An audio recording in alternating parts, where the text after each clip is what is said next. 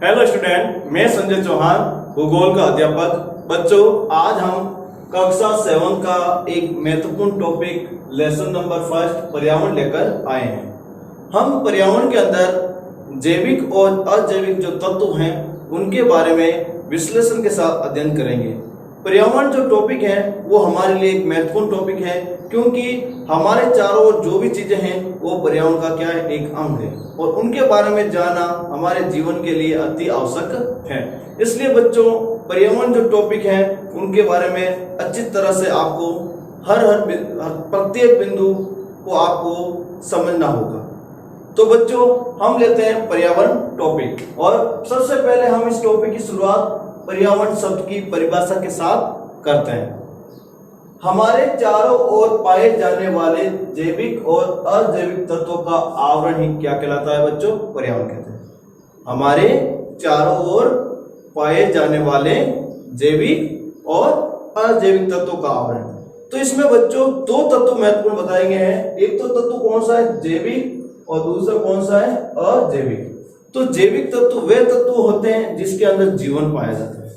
जैविक तत्व वे तत्व होते हैं जिनके अंदर क्या पाया जाता है बच्चों? जीवन पाया जाता है, जैसे पेड़ पौधे, जीव जंतु, मानव। ये सब क्या है? जैविक तत्व। अजैविक तत्व वे तत्व होते हैं जिसके अंदर जीवन नहीं पाया जाता है, जैसे वायु, जल, खनिज। ये सब के सब कौन से हैं? अजैविक तत्व के भाग। अब हम बच्चों पर्यावरण के जो महत्वपूर्ण जो घटक हैं उनके बारे में देखते हैं। पर्यावरण के जो महत्वपूर्ण घटक हैं वो मुख्य रूप से बच्चों 3 हैं। पहला प्राकृतिक घटक, दूसरा मानव निर्मित घटक, और तीसरा मानव। इस तरह कितने घटक हुए बच्चों? 3 घटक हुए। कितने हुए? 3। पहला घटक जो हमारा प्राकृतिक है उनके मुख्य रूप से 4 तत्व हैं: जलमंडल, वायुमंडल, स्थलमंडल और जैवमंडल। तो बच्चों हम पहले लेते हैं जलमंडल। क्या लेते हैं? जलमंडल। यदि बच्चों आपसे जलमंडल की परिभाषा पूछ लें तो इसकी सीधी सी परिभाषा बच्चों, पृथ्वी का वह भूभाग, पृथ्वी का वह भूभाग जो जल से ढका हो उसे क्या कहते हैं बच्चों? जलमंडल। और आपको मालूम ही है बच्चों, पृथ्वी का लगभग 71% जो भूभाग है वो जल से ढका हुआ है। इसके अंतर्गत हम नदियों को भी लेंगे, झीलें भी लेंगे, नहरों को भी लेंगे, सागर भी लेंगे और महासागर भी लेंगे। ये सारे जो मिलते हैं तो लगभग पृथ्वी का 71% भाग जल के रूप में गिरा हुआ पाया जाता है। अब हम लेंगे वायुमंडल। वायुमंडल की बात करें बच्चों तो पृथ्वी के चारों ओर वायु के आवरण को क्या कहते हैं बच्चों? वायुमंडल। पृथ्वी के चारों ओर वायु के आवरण क्या कहलाता है? वायुमंडल। और हमारे जो वायुमंडल है उसके अंदर मुख्य रूप से नाइट्रोजन गैस, ऑक्सीजन गैस, इसके अलावा अन्य गैस जैसे आर्गन है, नियोन है, कीटोन है, मीथेन है, ये सारी गैसें पाई जाती है। अब हम लेते हैं स्थलमंडल। पृथ्वी का वह भूभाग जो जल से ढका ना हो, पृथ्वी का वो भूभाग जो जल से ढका ना हो उसे क्या कहते हैं बच्चों? स्थलमंडल। क्या कहते हैं? स्थलमंडल। जिस पर हम पहाड़, मैदान, घाटियां, पेड़ पौधे, वन, जंगल, इन सब के बारे में हम अध्ययन करेंगे। अब यह जैवमंडल। जैवमंडल का मतलब होता है जीवों का मंडल। क्या है बच्चों? जीवों का मंडल। और आपको मालूम है जल के अंदर भी जीवन पाया जाता है, वायु के अंदर भी, वायुमंडल के अंदर भी जीवन पाया जाता है, और स्थलमंडल के अंदर भी जीवन पाया जाता है। इसलिए जलमंडल, वायुमंडल और स्थलमंडल के सम्मिलित रूप को क्या कहा गया बच्चों? जैवमंडल। जलमंडल, स्थलमंडल और वायुमंडल के सम्मिलित रूप क्या कहा गया बच्चों? जैवमंडल। तो बच्चों हमने प्राकृतिक पर्यावरण घटक पढ़ लिया है। अब हम लेते हैं मानव। मानव के अंदर जो पहला बिंदु है वो है राजनीतिक स्थिति। क्या है बच्चों? राजनीतिक स्थिति। राजनीतिक स्थिति के अंदर बच्चों राजनीतिक सीमाओं के बारे में, उनकी गतिविधियों के बारे में अध्ययन किया जाता है। क्या किया जाता है? राजनीतिक सीमाएं और गतिविधियों के बारे में अध्ययन होता है। उसके बाद हम बच्चों लेते हैं आर्थिक। आर्थिक में घटक में यदि अपन देखा जाए तो इसमें रोजगार संबंधी क्रियाएं, उद्योग संबंधी क्रियाएं और तथा विभिन्न प्रकार के जिसमें रोजगार की प्रवृत्ति पाई जाती है उन क्रियाओं के बारे में क्या किया जाता है बच्चों, अध्ययन किया जाता है। अब हम लेते हैं अगला घटक शैक्षणिक स्थिति, जिसमें हम बच्चों की साक्षरता दर, उस देश की साक्षरता दर, या तक कि वहां की एजुकेशन, चाहे सेकेंडरी, हाई सेकेंडरी, कॉलेज संबंधी जो भी शिक्षा है उन सभी तत्वों के बारे में क्या होता है बच्चों, अध्ययन होता है। फिर हम लेते हैं धर्म। भारत जैसे देश में धर्म का बड़ा योगदान है, क्योंकि हमारे देश के अंदर धर्म की प्रवृत्ति बहुत ही उज्जवल मानी गई है और हमारे देश के अंदर मुख्य रूप से 6 धर्म माने गए हैं जो अति महत्वपूर्ण है, जिनमें से हिंदू, मुस्लिम, सिख, ईसाई, बौद्ध और जैन। लेकिन इस सभी धर्मों में सबसे बड़ा जो धर्म है वो भारत में, या सबसे ज्यादा कौन से धर्म के लोग रहते हैं वो देखा जाए तो हिंदू धर्म है। कौन सा बच्चों, हिंदू धर्म। और सबसे कम धर्म के जो लोग हैं वो है जैन धर्म के। कौन से धर्म के बच्चों, जैन धर्म के। अब हम लेते हैं समुदाय। आपको मालूम ही है परिवार से जो बड़ी इकाई होती है वो क्या होती है, समुदाय होती है, और समुदाय ही किसी भी राज्य राष्ट्र के निर्माण के योगदान सबसे ज्यादा देता है। परिवार एक लोगों के समूह से बनता है जो संयुक्त रूप से और एकल रूप में, दोनों रूपों में देखने को मिलता है। और व्यक्ति। अब हम लेते हैं तीसरे घटक की बात करते हैं, मानव निर्मित। मानव निर्मित घटक वे घटक होते हैं जो मानव के द्वारा बनाए गए। मानव निर्मित घटक वे घटक होते हैं जो बच्चों किसके द्वारा बनाए गए, मानव के द्वारा बनाए गए। जैसे इमारतें बिल्डिंग कौन बनाता है बच्चों, मानव बनाता है। पार्क जो हम बगीचे के रूप में घूमने जाते हैं वो कौन बनाता है बच्चों, मानव। पुल, यदि किसी सुरंग को पार करना है या किसी नदी को पार करना है उनके लिए क्या बनाया जाता है बच्चों, पुल, और वो भी कौन बनाता है बच्चों, मानव।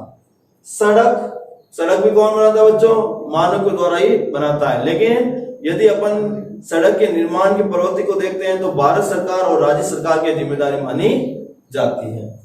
उद्योग के निर्माण में भी योगदान किसका होता है, मनुष्य का ही होता है, लेकिन सरकार के द्वारा यह स्थापित किए जाते हैं। और बच्चों यदि आपसे पूछ ले कि उद्योग की परिभाषा क्या है, किसकी परिभाषा बच्चों, उद्योग की परिभाषा क्या है, तो सीधी सी परिभाषा है बच्चों, प्रकृति द्वारा प्राप्त किए गए पदार्थ को मशीन द्वारा रूप परिवर्तन करके मूल्यवान बनाई जाने वाली इकाई को क्या कहा जाता है बच्चों, उद्योग कहा जाता है। वापस एक बार मैं रिपीट कर देता हूं बच्चों, प्रकृति के द्वारा प्राप्त किए गए पदार्थों को मशीनरी द्वारा रूप परिवर्तन करके उनको मूल्यवान बनाई जाने वाली इकाई को क्या कहता है बच्चों, उद्योग कहता है। और स्मारक, यदि किसी महान पुरुष के मरण स्थान पर या फिर किसी भी अन्य व्यक्ति के जो जन्म स्थान पर जो कोई प्रकार की उनकी याद में जो कुछ प्रकार की बिल्डिंग या स्थिति बनाई जाती है उसे हम क्या कह देते हैं, स्मारक कह देते हैं। तो ये सारे के सारे किसके द्वारा बनाए गए हैं, मानव के द्वारा। इस तरह बच्चों हमने पर्यावरण के कितने घटक पढ़े, 3। पहले प्राकृतिक घटक, दूसरा मानव निर्मित घटक और तीसरा मानव। और फिर इन तीनों घटक के अंदर वो कौन कौन से तत्व हैं उनके बारे में अध्ययन किया है। अब हम बच्चों हम लेते हैं प्राकृतिक पर्यावरण।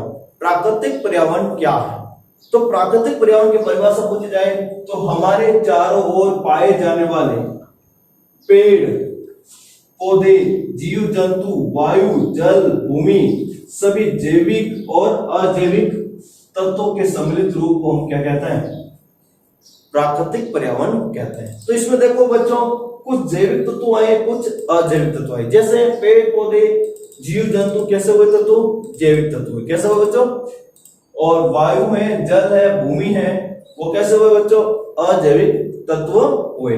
तो इन दोनों के बारे में अध्ययन करना मतलब जैविक और अजैविक तत्वों के बारे में अध्ययन करना ही क्या कहलाता है, प्राकृतिक पर्यावरण। यदि प्राकृतिक पर्यावरण के प्रमुख घटकों की विशेषता के बारे में पढ़े, इनकी विशेषता के बारे में पढ़े तो सबसे पहला जो घटक है वो हमारा कौन सा घटक है, स्थल मंडल। कौन सा बच्चों, स्थल मंडल। और स्थल मंडल के अंदर यदि अपन देखते हैं कि कौन कौन से तत्व आते हैं तो इसमें पहला देखते हैं या इसकी विशेषता को देखते हैं। इसका पहला विशेषता है पृथ्वी तल पर स्थित समस्त स्थल खंडों तथा उनके विभिन्न स्थल रूपों का अध्ययन किया जाता है। और इसमें समस्त स्थलखंड और विभिन्न स्थल रूप है, जैसे पहाड़ है, मैदान है, नदियां हैं, घाटियां हैं, ये सभी जो स्थल रूप और स्थलखंड है उन सब का अध्ययन हम किसके अंदर करेंगे? स्थल मंडल के अंदर ही करेंगे। कौन कौन से बच्चों? पहाड़, मैदान, नदियां, घाटियां, ये सभी किसमें आते हैं? स्थल मंडल के अंदर आते हैं। अब हम बच्चों दूसरा बिंदु लेते हैं। इसमें परिभाषा दी गई है, पृथ्वी का वह भूभाग जो जल से घिरा ना हो उसे स्थल मंडल कहते हैं। पृथ्वी का वह भूभाग जो किससे ना घिरा हो बच्चों? जल से ना घिरा हो, उसे हम क्या कहते हैं? स्थल मंडल। और स्थल मंडल के अंदर ही हम स्थल रूपों का अध्ययन करेंगे।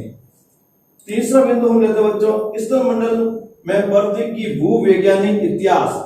भूवैज्ञानिक इतिहास के अंदर बच्चों पृथ्वी का निर्माण कैसे हुआ, पृथ्वी का निर्माण कब हुआ, पृथ्वी के निर्माण के लिए कौन कौन से सिद्धांत उत्तरदायी हैं, इन सब के बारे में अध्ययन हम भूवैज्ञानिक इतिहास के अंदर करते हैं। और आपको मैं बता देता हूं बच्चों कि पृथ्वी के उत्पत्ति 460 करोड़ वर्ष पूर्व हुई थी। कितने वर्ष पूर्व हुई थी? 460 करोड़ वर्ष पूर्व हुई थी पृथ्वी की उत्पत्ति। और पृथ्वी की उत्पत्ति के लिए 3 सिद्धांत उत्तरदायी माने गए। कितने सिद्धांत बच्चों? 3। पहला जो सिद्धांत है उसका नाम है निहारिका सिद्धांत। क्या है सिद्धांत बच्चों? निहारिका सिद्धांत। दूसरा ज्वारीय सिद्धांत। कौन सा बच्चों? ज्वारीय सिद्धांत। तीसरा देवतारक सिद्धांत। कौन सा सिद्धांत है बच्चों? देवतारक। इस तरह कितने सिद्धांत हुए? 3 सिद्धांत जो पृथ्वी की उत्पत्ति के बारे में बताते हैं। भूगर्भ की संरचना। यदि भूगर्भ की संरचना के बारे में जानते हैं तो बच्चों पृथ्वी की जो भूगर्भ की संरचना है वो 3 परतों में बटी हुई है। कितने परतों में बच्चों? 3। सबसे ऊपरी परत भूप्रपट्टी, उससे नीचे मेटल और उससे नीचे क्रोर। भूप्रपट्टी है वो सिलिकॉन प्लस एल्यूमिनियम से बनी हुई है। किससे? सिलिकॉन प्लस एल्यूमिनियम से। मेटल है वो सिलिकॉन प्लस मैग्नीशियम से बनी हुई है। जो क्रोर है वो निकेल प्लस फेरम से बनी हुई। ये सभी तत्वों के बारे में जानना और फिर इसका घनत्व कितना है उन सब के बारे में जानना, यह पृथ्वी की आंतरिक संरचना के बारे में जानकारी देता है। सेलों के प्रकार। सेलों के प्रकार के बारे में देखें तो बच्चों मुख्य रूप से सेल 3 प्रकार की होती है। सेल को हम चट्टान भी कह सकते हैं। क्या कह सकते हैं बच्चों? चट्टान। तो सेल मुख्य रूप से कितने भागों में बांटे गए? 3। सबसे पहले सेल का नाम है आग्नेय सेल। कौन सा सेल है बच्चों? आग्नेय सेल। उसके बाद रूपांतरित सेल या कायांतरित सेल। रूपांतरित या कायांतरित सेल। फिर बाद में अपन देखते हैं औषधि सेल। इस तरह सेलों को हमने कितने भागों में बांट दिया बच्चों? 3 भागों में बांट दिया। और प्रत्येक सेल की अपनी एक क्या होती है?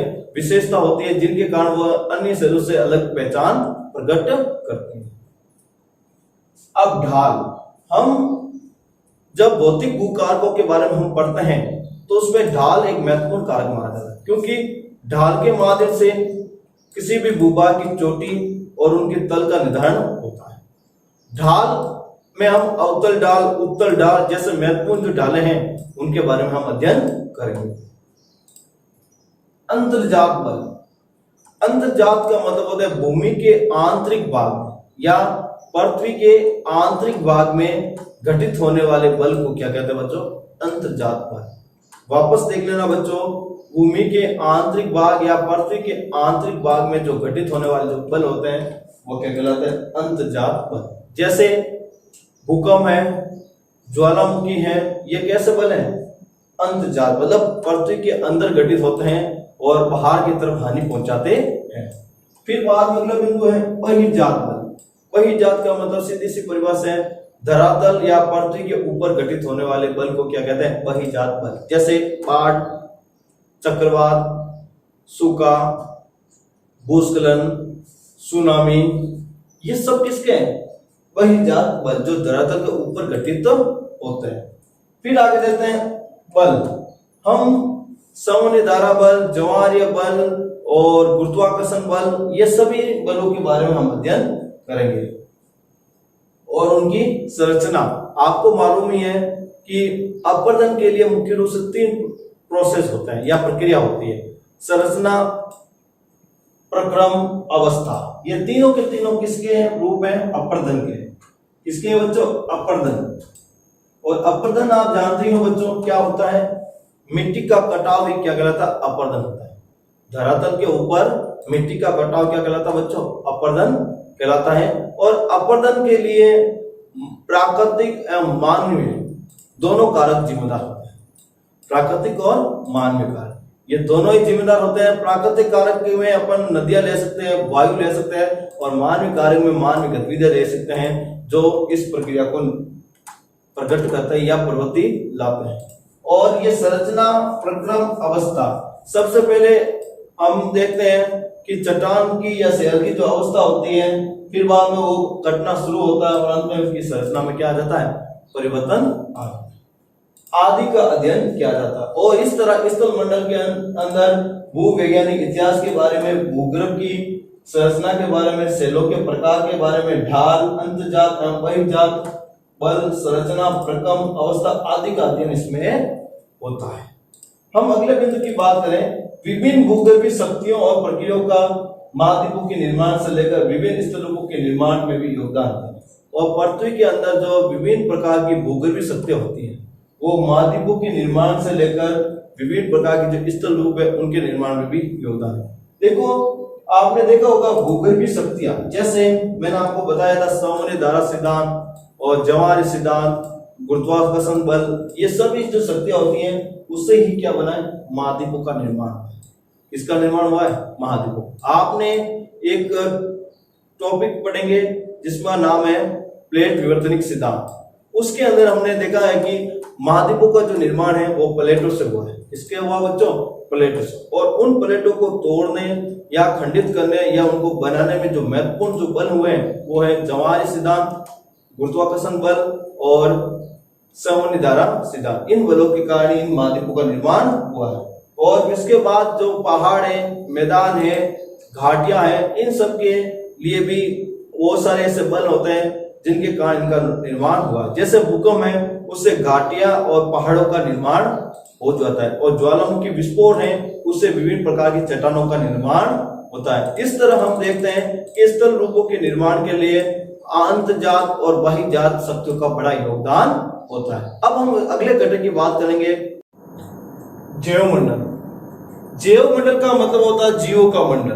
क्या होता है बच्चों? जीवों का मंडल, कि जीवन कहाँ किस रूप में पाया जाता है। और आपको मालूम ही है, स्थल पर भी जीव पाए जाते हैं, वायुमंडल के अंदर भी जीव पाए जाते हैं, और जल मंडल के अंदर भी जीव पाए। इन तीनों को मंडल का योग ही क्या कहलाता है बच्चों? जैवमंडल।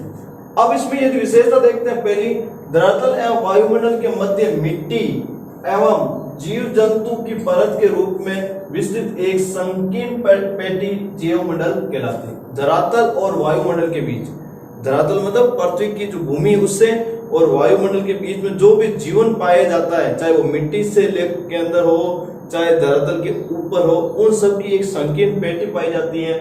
उसी को हम क्या कहते हैं बच्चों? जैवमंडल।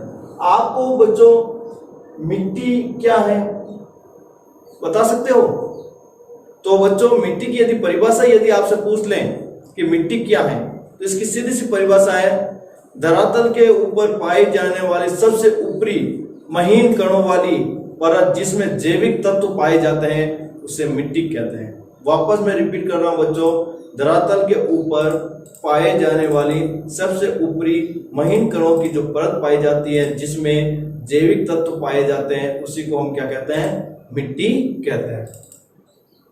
अब यदि अपन द्वितीय बिंदु की बात करें, जैवमंडल के अंतर्गत समस्त प्रकार के जीव जिसमें जीव जंतु, मानव एवं वनस्पति सम्मिलित है। और जैवमंडल के अंदर जो जीवित या जीवन पाए जाने वाले सभी तत्व सम्मिलित होते हैं, चाहे वो मानव हो, जीव जंतु हो या वनस्पति हो, उन सब का अध्ययन किया जाता है। बच्चों इस टॉपिक के आधार पर मैंने कुछ प्रश्न बनाए हैं जो आप अभ्यास कर सकते हो और अपनी नोटबुक के अंदर इससे सवाल बनाकर उत्तर लिख सकते हैं। तो पहला हमारा जो सवाल है, वायुमंडल क्या है? तो मैंने आपको बताया था, तो हमारे चारों ओर पाए जाने वाले वायु के आवरण को क्या कहा जाता है बच्चों? वायुमंडल कहता है। हमारे चारों ओर पाए जाने वाले वायु के आवरण को क्या कहा जाता है बच्चों? वायुमंडल कहलाता है। अगला जो क्वेश्चन है, वायुमंडल के प्रमुख घटक कौन कौन से, और वायुमंडल के जो प्रमुख घटक है वो 3 है। प्राकृतिक घटक, मानव निर्मित घटक और मानव। ये 3 घटक हैं जो पर्यावरण के महत्वपूर्ण घटक माने गए। और हमने बताया भी था कि प्राकृतिक के अंदर कौन कौन से घटक आते हैं, मानव निर्मित में कौन कौन से हैं और मानव के अंदर कौन कौन से। फिर अगला क्वेश्चन देखते हैं बच्चों, वायुमंडल के प्राकृतिक घटक के घटक कौन कौन से, और वायुमंडल के जो प्राकृतिक घटक के जो घटक हम 4 घटक पढ़े थे। कितने पढ़े थे बच्चों? 4। और उनकी परिभाषा भी मैंने मौखिक रूप से आपको बताई थी। पहला जो घटक है वो है स्थल मंडल, दूसरा जो घटक है वो है जैव मंडल, तीसरा घटक है जो वो है वायुमंडल, और चौथा जो घटक है वो है जल मंडल। वापस मैं रिपीट कर रहा हूं बच्चों, जैव मंडल, वायुमंडल, स्थल मंडल और जल मंडल, इस तरह 4 घटक पाए गए हैं। फिर अगला क्वेश्चन की बात करें हम, जैव मंडल की विशेषता बताइए। तो हमने जैव मंडल की जो विशेषता थी उसके अंदर हमने आपको मुख्य रूप से 4 बिंदु बताए थे। इनके अंदर कौन कौन से विशेषताएं वो आप अपने कॉपी में नोट कर लें। फिर हम लेते हैं इस टॉपिक का अंतिम क्वेश्चन, स्थल मंडल की विशेषता बताइए। स्थल मंडल की जो विशेषता है वो मैंने आपको इस टॉपिक के आधार पर मैंने आपको समझा दी है, और जैव मंडल की जो विशेषता है वो हमारे मुख्य रूप से 2 मैंने बताई हुई है। तो इस तरह हमने इस टॉपिक के अंदर कुछ महत्वपूर्ण बिंदु की विशेषता और उसके विश्लेषण के बारे में पढ़े, और अंतिम में हमने कुछ ऐसे 5 क्वेश्चन किए जो आप अपने घर पर अभ्यास कर सकते हैं। धन्यवाद।